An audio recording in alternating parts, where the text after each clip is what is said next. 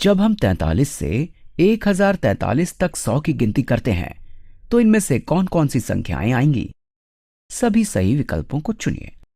आइए अब हम 100 की गिनती करते हैं। 43 से शुरू करते हैं। सबसे पहले 43 लिखते हैं। अब इसमें 100 जमा कर देते हैं। तो 100 जमा 43 बराबर 143।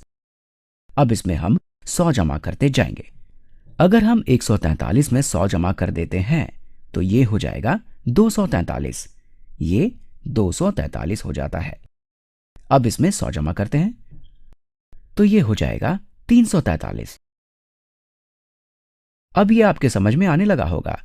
अब इसमें दोबारा से 100 जमा करते हैं। ये हो जाएगा 443।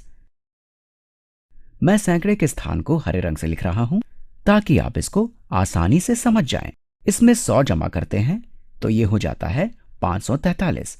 543। इसमें 100 जमा करते हैं तो ये हो जाता है 643। इसमें 100 जमा करते हैं तो ये हो जाता है 743। 743। हमें 100 को जमा करते जाना है। 100 को जमा करते जाना है। अब 100 जमा करने पर यह हो जाता है 843। 843। इसमें 100 जमा करते हैं तो यह हो जाता है 943, यानी कि 9 सैकड़े, 4 दहाई और 3 इकाई। अब इसमें 100 जमा करते हैं। इसमें जब हम 100 जमा करते हैं तो यह हो जाता है 10 सैकड़ा और 43। 10 सैकड़ा और 43 और 10 सैकड़े का अर्थ होता है 1000। इसलिए इसको हम कह सकते हैं 1043। और यही तक ही हमको गिनती करनी थी।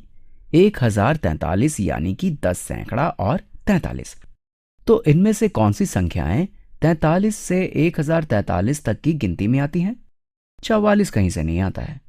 123 भी कहीं से नहीं आता है, लेकिन 143 इस गिनती में आता है। 143 इस गिनती में आता है। 543 भी इस गिनती में आता है। 543 भी इस गिनती में आता है। और 843 भी इस गिनती में आता है। तो ये 3 संख्याएं गिनती में आती हैं। आप इसको अपने दिमाग में भी हल कर सकते हैं। आप सोचें कि पहले 43, फिर 143, फिर 243, 343, 443, 543, 643, 743, 843, 943 और फिर 1043। तो ये सभी संख्याएं 43 से 1043 तक की गिनती में आएंगी और ये 3 संख्याएं इस गिनती में आती हैं।